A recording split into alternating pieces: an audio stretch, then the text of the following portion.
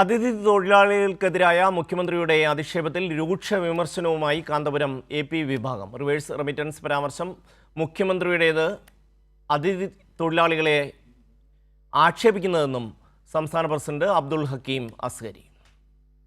നിയമസഭയിൽ മുഖ്യമന്ത്രി VD സതീശൻ നടത്തിയ റിവേഴ്സ് റെമിറ്റൻസ് പരാമർശം കണക്കിലെ പിഴവ് മാത്രമായി കാണാൻ കഴിയില്ലെന്ന് SYS സംസ്ഥാന പ്രസിഡന്റ് അബ്ദുൽ ഹക്കീം അസ്ഗരി പറയുന്നു. ഊഹാപോഹങ്ങൾ പറയേണ്ട മേഖലയല്ല, കാൽ നൂറ്റാണ്ടായി ആധികാരിക പഠനങ്ങൾ നടക്കുന്ന മേഖലയാണ്. വിവിധ പഠന ഏജൻസികളുടെ റിപ്പോർട്ട് ഉദ്ധരിച്ചാണ് അസ്ഗരിയുടെ വിമർശനം.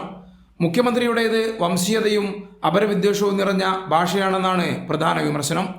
കേരളത്തിലേക്ക് വിദേശ രാജ്യങ്ങളിൽ നിന്നും എത്തുന്ന പണത്തിന്റെ 10% പോലും അതിഥി തൊഴിലാളികൾ കൊണ്ടുപോകുന്നില്ലെന്ന് കണക്കുകൾ വ്യക്തമാക്കുന്നു.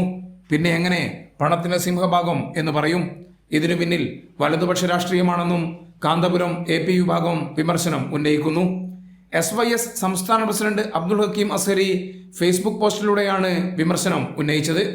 2023 കേരള മൈഗ്രേഷൻ സർവേ പ്രകാരം കേരളത്തിലേക്ക് വന്ന പ്രവാസി പണം 2,16,893 കോടി രൂപയാണ്.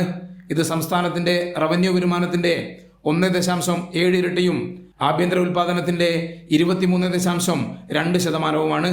അതേസമയം ഇതര സംസ്ഥാന തൊഴിലാളികൾ അവരുടെ നാടുകളിലേക്ക് അയക്കുന്ന തുക ഗിഫ്റ്റ് നടത്തിയ പഠനത്തിൽ പ്രതിവർഷം ഏകദേശം 17,500 കോടി രൂപയെന്നും പിന്നീടുള്ള പ്രൊജക്ഷനുകളിൽ 25,000 കോടിയോളമാണെന്നും കണക്കാക്കുന്നു.